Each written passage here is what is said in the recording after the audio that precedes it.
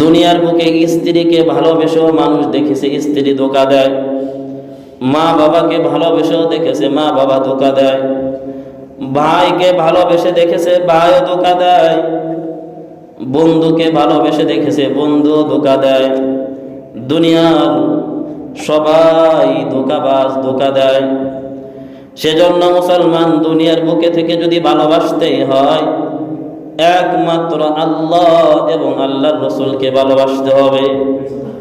আল্লাহ এবং আল্লাহর রসুলকে যদি ভালোবাসতে পারি, কোরআনের কসম, কোরআন ধরে বলি কোরআনের কসম, আল্লাহর নাম নিয়ে বলি আল্লাহর কসম, যদি আল্লাহ এবং আল্লাহর রসুলকে যদি ভালোবাসতে পারি, আল্লাহ আল্লাহর রসুল কোনোদিন ধোঁকা দিবে না। তাহলে ভালোবাসলে বাসবো কাকে? আল্লাহ এবং আল্লাহর রসুলকে ভালোবাসবো। এ মুসলমান, আল্লাহর রসুল এক সাহাবী হযরত আনাস রাদিয়াল্লাহু তাআলা একটি হাদিস বর্ণনা করেন। হযরত আনাস রাদিয়াল্লাহু তাআলা হাদিস বলেন, আন্না রাজুলুন ক্বাল, এক ব্যক্তি রাসূলের নিকটে এসে রাসূলকে বলতেছেন, ইয়া রাসূলুল্লাহ, হে আল্লাহর রাসূল। হাদিসটি খুব মনোযোগ দিয়ে শুনেন। এক ব্যক্তি রাসূলের সামনে এসে রাসূলকে বলতেছেন, ইয়া রাসূলুল্লাহ, হে আল্লাহর রাসূল, মাতাস সাআ, কিয়ামত কবে হবে? আল্লাহ রাসূলকে জিজ্ঞাসা করলেন, কিয়ামত কবে হবে, কতদিন আছে কিয়ামত আসতে? আল্লাহর রাসূল তাকে ধমক দিলেন, ক্বালা ওয়াইলাক, আল্লাহ রাসূল তাকে ধমক দিয়ে বললেন, তোমার জন্য আক্ষেপ, তোমার জন্য অনুশোচনা, তুমি কি বলতেছো? কিয়ামত কবে আসবে, কিয়ামত কবে হবে? আল্লাহ রাসূল ওই সাহাবীকে ধমক দিয়ে জিজ্ঞাসা করলেন, তুমি যে কিয়ামত কবে হবে, কিয়ামত কবে আসবে সেই কথা জিজ্ঞাসা করলাম, ওয়ামা আ'দাত্তা লাহা, সেই কিয়ামতের জন্য তুমি কি প্রস্তুতি গ্রহণ করেছো, তোমার প্রস্তুতি কি? তুমি যে কিয়ামতের কথা জিজ্ঞাসা করলা, কিয়ামত কবে আসবে, কোন দিন হবে, সেই কিয়ামতের জন্য তোমার প্রস্তুতি কি? কি প্রস্তুতি তুমি গ্রহণ করেছো? সাহাবী বলেন, ক্বালা মা আ'দাত্তু লাহা, সাহাবী রাসূলকে বলেন, আল্লাহ রাসূল, আমি সেই কিয়ামতের জন্য কোনো কিছুই প্রস্তুতি গ্রহণ করি নাই, কোনো কিছুই প্রস্তুতি গ্রহণ করি নাই, ইল্লা আন্নী উহিব্বুল্লাহ ওয়া রাসূলাহ। সাহাবী বলেন, আল্লাহ রাসূল, সেই কিয়ামত আসবে বলে আমি অনেক অনেক নফল নামাজ পড়ে প্রস্তুতি গ্রহণ করি নাই, আমি অনেক জিকির করে করে কিয়ামতের জন্য প্রস্তুতি গ্রহণ করি নাই, আমি অনেক দিন রোজা রেখে কিয়ামতের জন্য প্রস্তুতি গ্রহণ করি নাই, দান সদকা করে করে আমি কিয়ামতের জন্য প্রস্তুতি গ্রহণ করি নাই। আল্লাহ রাসূল, কিয়ামতের জন্য আমি কোনো প্রস্তুতি নেই নাই, ইল্লা, কিন্তু একটা জিনিসের প্রস্তুতি নিয়েছি, একটা জিনিসের প্রস্তুতি আমি নিয়েছি, আন্নী উহিব্বুল্লাহ ওয়া রাসূলাহ।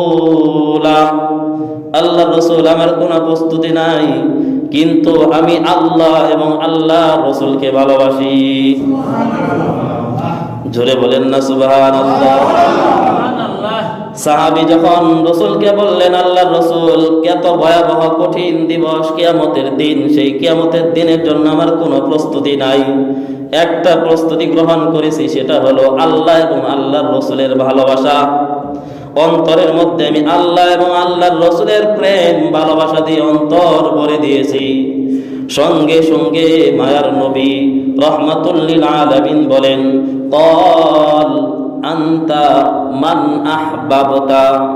এই খবরটা পাওয়ার পর জোরে সুবহানাল্লাহ বলবেন। আল্লাহর রাসূল ওই সাহাবীকে বলেন, হে সাহাবী, তুমি শুনে রাখো, কিয়ামতের জন্য তুমি কোনো কিছু প্রস্তুতি গ্রহণ করো নাই, কিন্তু আল্লাহ আল্লাহর রাসূলকে তুমি মহব্বত করেছো, ভালোবেসেছো। তুমি শুনে রাখো, তুমি যাকে মহব্বত করবা, যাকে ভালোবাসবা, তার সঙ্গেই তোমার হাসর নাসর হবে। সুবহানাল্লাহ। তুমি যাকে মহব্বত করবা, যাকে তুমি ভালোবাসবা, তার সঙ্গে তুমি হাসরের ময়দানে যাবা, তার সঙ্গে তুমি জান্নাতে যাবা। এই কথাটা বলার পর সাহাবায়ে কেরাম এত খুশি হয়েছেন। ইসলামের ইতিহাসে ইতিপূর্বে সাহাবায়ে কেরাম অন্য কোনো কথা দ্বারা এত খুশি হয় নাই। আল্লাহ রাসূল যখন বললেন তুমি যাকে মহব্বত করো, যাকে তুমি ভালোবাসো, তার সঙ্গেই তোমার জান্নাত, তার সঙ্গেই তোমার হাসর নাসর, এ কথা শোনার পর সকল সাহাবায়ে কেরাম এত খুশি হলেন। হযরতে আনাস রাদিয়াল্লাহু তাআলা বলেন, ফামা রাআইতুল মুসলিমিনা ফারিহু বিশাইইন বা'দাল ইসলাম। ইসলামের ইতিহাসে, মুসলমানদের ইতিহাসে এত আনন্দ, এত খুশি হইতে আমি মুসলমানদেরকে দেখি নাই। রাসূলের এই কথা বলার পর যে মুসলমান এত খুশি হয়েছে, যার সঙ্গে যার মহব্বত, তার সঙ্গে তার কিয়ামত। সুবহানাল্লাহ। আস্তে। যার সঙ্গে যার মহব্বত, তার সঙ্গে তার কিয়ামত। সেজন্য আমি যদি আল্লাহকে ভালোবাসি, রাসূলকে যদি ভালোবাসি, তাহলে আমার কিয়ামত, আমার হাসর নাসর কার সঙ্গে হবে? আল্লাহর সঙ্গে হবে। আল্লাহ তাআলা আমাদের সকলকেই আল্লাহ এবং আল্লাহর রাসূলকে যেভাবে মহব্বত করলে, যেভাবে ভালোবাসলে আল্লাহ এবং রাসূল খুশি হইবে, ওইভাবে ভালোবাসার তৌফিক দান করো। সকলে বলে আমিন। মুসলমান, বলেছিলাম এই একটা আয়াতের মধ্যে আলোচনা করব। আলোচনার মধ্যে আমাদের কপালটা আমরা মাপবো, আমাদের কপাল কত বড়।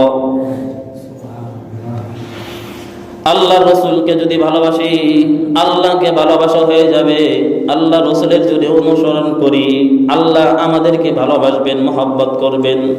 আর আমাদেরকে যদি মহব্বত করেন, ভালোবাসেন, আমাদের জীবনের গুনাহ খাতা মাফ করে দিবেন। আমাদেরকে আল্লাহ